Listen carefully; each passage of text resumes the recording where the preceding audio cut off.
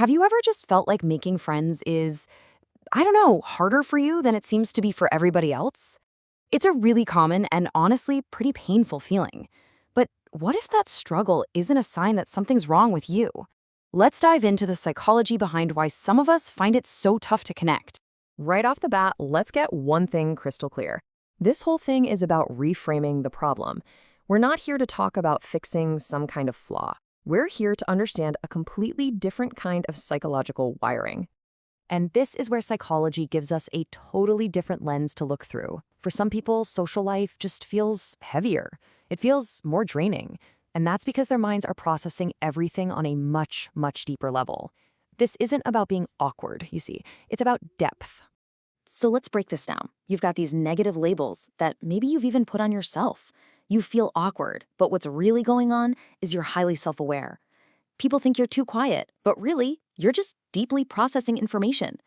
And you come off as disinterested, but the reality, you just have a really low tolerance for anything superficial. Okay, let's zoom in on that high self-awareness.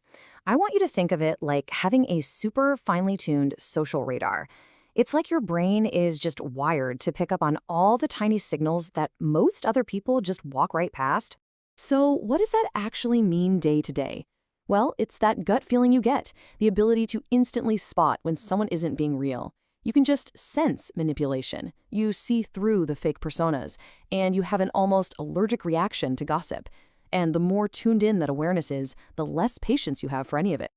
And look, having a radar like this has real consequences. It makes you incredibly selective. You're not just avoiding people randomly. You're actively steering clear of behaviors that feel dishonest or just plain draining. And at the end of the day, you'll always choose the peace of being on your own over the stress of a connection that feels forced. Which, of course, brings us to the next logical point. If your mind is constantly filtering out all the superficial fluff, what is it actually looking for? Well, it's searching for real, authentic, meaningful connection. And this brings us to a question that I think a lot of us have asked ourselves. How on earth is it possible to be in a room packed with people, at a party, an event, whatever, and feel completely, totally alone? The answer is actually pretty simple, but it's so profound. For a mind that's wired for depth, small talk isn't a warm-up, it's an energy vampire. It doesn't energize you, it drains your battery, fast. That feeling of loneliness, it's not from a lack of people, it's from a lack of genuine conversation. What that kind of mind is really hungry for has nothing to do with being a snob. It's about a need for substance. It craves conversations about life, big ideas, purpose. It wants emotional depth and honesty. It's searching for that incredible feeling of being truly seen and understood by someone else. No games, no masks, just real connection. But here's the thing. All of this deep processing, this search for meaning, it comes at a cost. It takes a huge amount of mental energy, which explains exactly why socializing can feel so incredibly exhausting. Let's just walk through this cycle for a second. First, you're not just hearing words, right? You're analyzing tone, you're reading body language, you're sensing emotional currents, all in real time. Then, after it's all over, you're replaying the whole thing in your head, checking for mistakes. That creates this fear of being judged, and the whole process just sends your nervous system into overdrive. It's no wonder you feel drained.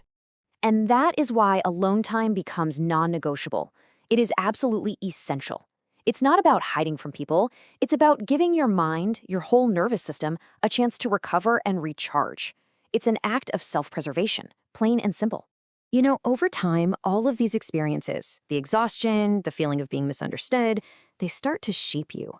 You end up building this kind of fortress of self-reliance. It's a protective mindset. And this caution, it doesn't just come out of nowhere. It's a learned response. I mean, if you've been rejected or betrayed in the past, your brain learns to be more guarded. It's smart. It starts treating trust as something you give out very selectively, not just freely. It's a defense mechanism, and a good one at that. And what comes out of this is a really powerful sense of independence. You actually learn to enjoy your own company. You'd rather be by yourself than with bad company, and that is a huge distinction. It's about being comfortable alone, which is a world away from being lonely. So where does all this lead? Well, it actually builds towards something incredibly positive. All of this wiring, the depth, the sensitivity, the self-reliance, it all leads to the kind of friendships that you eventually form. And it makes perfect sense, doesn't it? If you have this complex, rich inner world going on, you're naturally going to look for connections that can match that richness. You're not just looking for anybody, you're looking for a kindred spirit. So maybe your social world looks something like this. You've got a ton of casual acquaintances, a few friends from work or a hobby, but then you have this tiny, precious core of deep, meaningful connections. That 5%, that's not a failure. That's a huge win. It's all about quality over quantity. And that is probably the biggest takeaway here. Building these kinds of real relationships is a slower, more intentional process. You just can't rush it. But the connections that are built this way, on a solid foundation of authenticity and real understanding, well, they tend to be incredibly strong. They last. So, if you've ever felt like you struggle to make friends, I really want you to remember this. It is probably not a sign of weakness, it's a sign of depth. And because of that depth, because of that loyalty and authenticity that comes with it, the most misunderstood people often end up becoming the most valuable friends anyone could ever ask for.